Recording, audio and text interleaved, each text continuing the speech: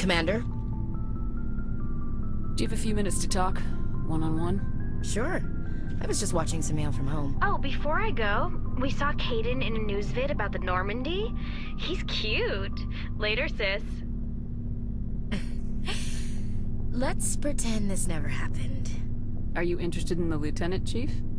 Fraternization is against regulations, ma'am. Don't ask, don't tell. What's up? You didn't come by to eavesdrop on family mail. Your family seems to be important to you. Yeah, we've always been close. Me and my sisters especially. With Dad on duty so much, I had to help Mom raise them. Did your father serve with the fleet? Yeah, took any crap posting he could get that offered space time. You know what? He worked his ass off trying to get recognized, but he never made it above serviceman 3rd class. He was real proud when I made Chief. First thing he did was salute. What about your mother? You haven't mentioned her. You must know what military wives are like. Strong because they have to be, able to raise kids while Dad's away on a 6-month cruise. She has a degree in planetary geology. She and Dad both wanted to see new worlds. She gave up her career to raise us, though. You have more than one sister? Sounds like a big family. Yeah, I'm the oldest, then Abby, then Lynn. Sarah's the youngest. She's still in high school. With 4 girls, Dad used to say he felt more outnumbered at home than on maneuvers. Where did you grow up? All over. Same as you, I expect. We transferred a half a dozen times before I finished grade school. You go where personnel command sends you, right? I guess that's why I'm so tight with my sisters. We'd have to leave all our friends every 2 or 3 years. I was an only child, but I get the idea. At least one of my parents was always on duty. Yeah, military families, eh? With schedules like that, it's a wonder we ever have kids anymore. Things were tense between Sarah and me for a while. Then we bonded. Sounds like a story. Feel like sharing? Sarah got herself a boyfriend who wanted to go faster than she did, Mike. I didn't think he was a bad kid, just pushy. Lynn would send me these worried vid mails, and I'd tell her to relax. Where were you when this was going on? I was on active duty. Sarah's graduating high school this year. This was only a couple of years back. They were on Amaterasu. At the time, I was assigned to Chernobog. Same cluster, but a dozen Hellwire away.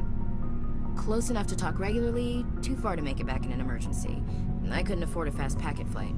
If he really liked her, he wouldn't be pushy. Yeah, of course. If he didn't ask at all, I'd wonder if he thought Sarah was ugly. Damned if you do, damned if you don't. Mike thought they'd go for a romantic walk in the woods, because he figured it was past time they did the deed. She levered Mike face first into a tree and left. Didn't have a scratch on her. Good thing Mom and Dad had us all learn some kind of self-defense. I took emergency leave and walked Sarah to school for a few days. Why didn't you tell the police? She said it wouldn't solve the real problem, and she and Mike would both become household names. It was a small colony. I said it was her call to make, that we should let her do it her way. Mom was pretty pissed about that. You said all of your sisters learned self-defense? Lynn did pistol practice, but didn't like it. She's kind of nervous.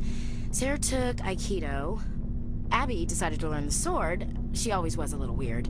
Likes big skirts and tops you have to tie her into. They do great things to her figure, though. So, what did you learn? One of Dad's friends taught me Marine hand to hand.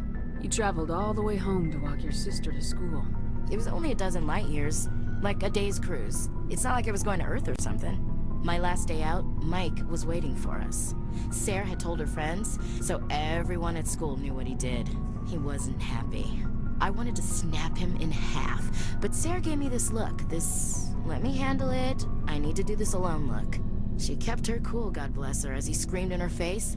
She just let him vent. Then he tried to punch her. I swear, she just flowed around him. Next thing I knew, he's face down on the sidewalk, and there's blood everywhere. That's unbelievable.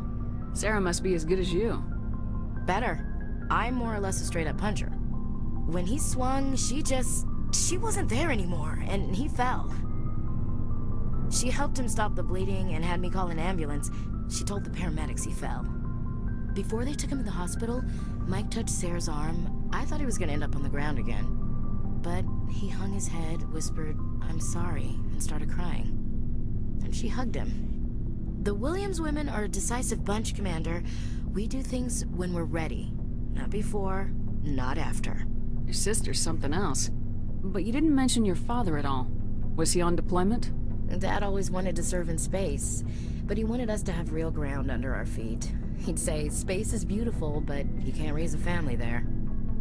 I cannot rest from travel. I will drink life to the lees. All times I've enjoyed greatly, have suffered greatly, both with those that loved me and alone.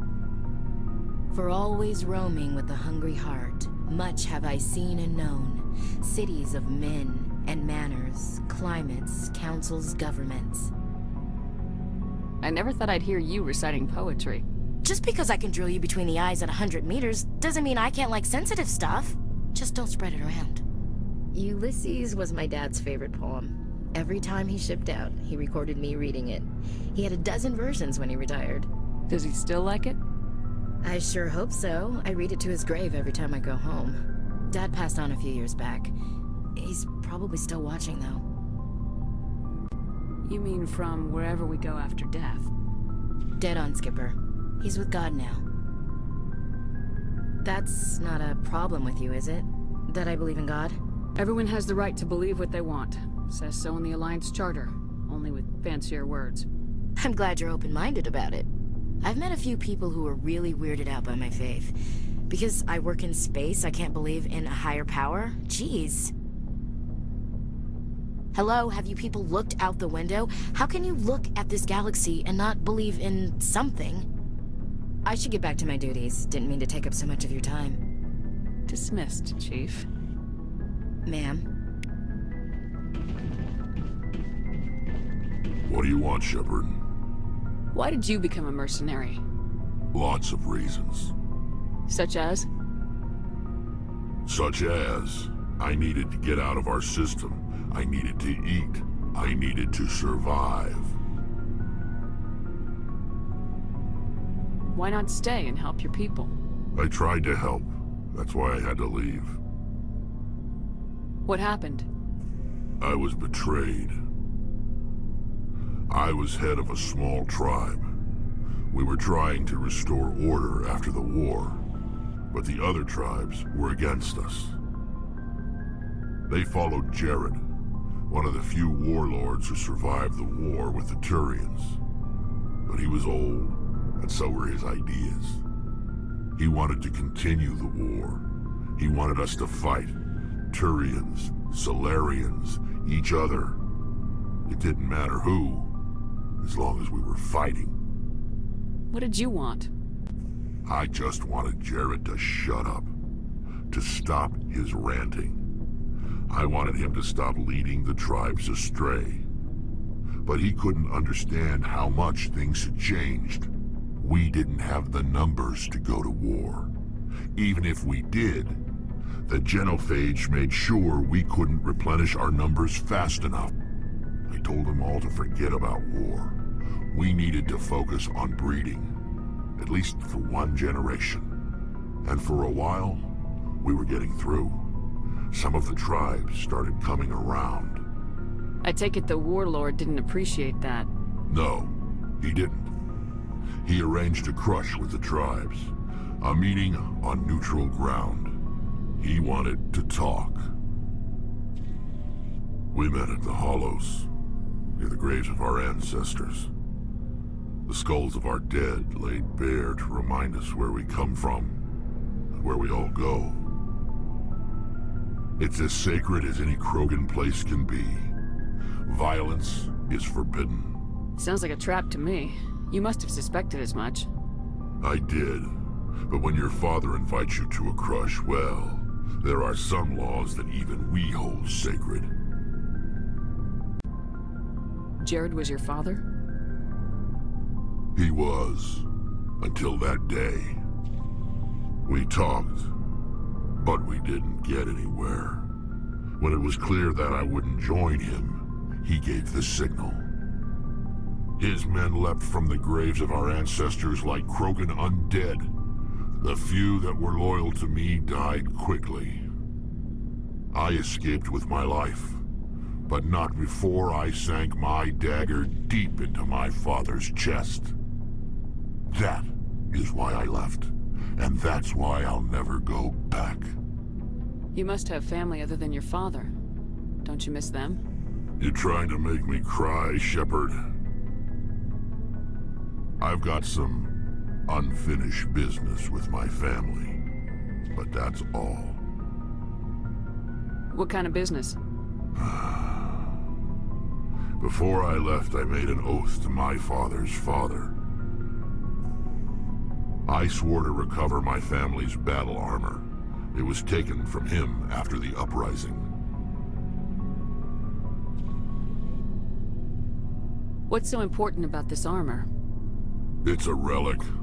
Useless, really. But it was worn by 5 generations of my family before the war. It's rightfully mine.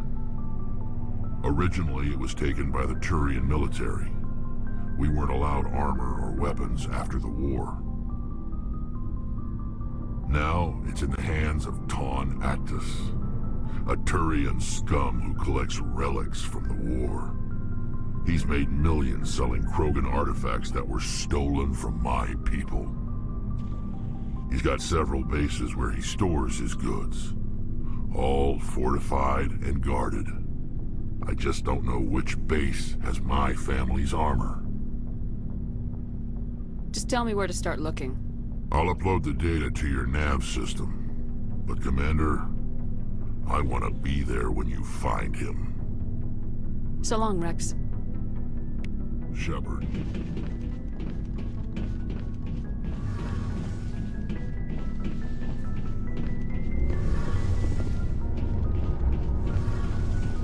Shepard, I'm glad you're here. Good to see you smiling again, so to speak. I'm sleeping much better now. I guess I'm getting used to how quiet your ship is. I still think a lot about my pilgrimage, though.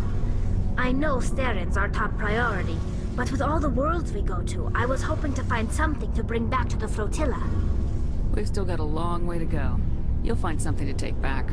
Yes, but it cannot just be some derelict ship my people can use for salvage. It has to be more than that.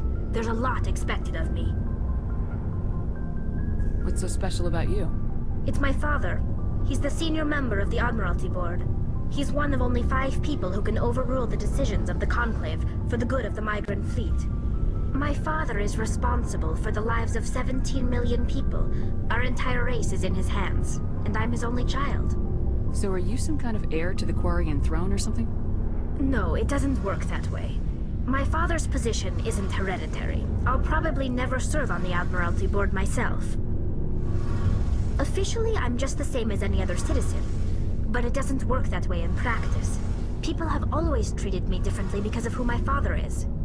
You must get all kinds of special privileges.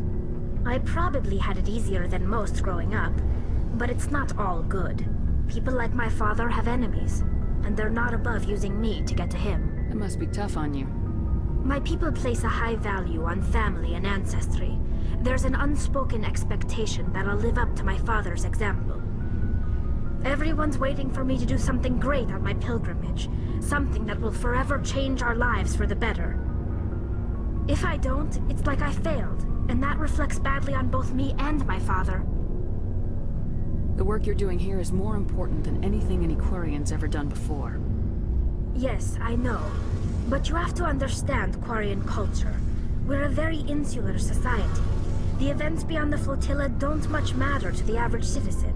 Our greatest dream is that one day, we'll return to our homeworld and drive out the Geth. But even if we stop Seren, that's not going to happen. There's still millions of Geth behind the Veil. Until they're gone, our exile will continue.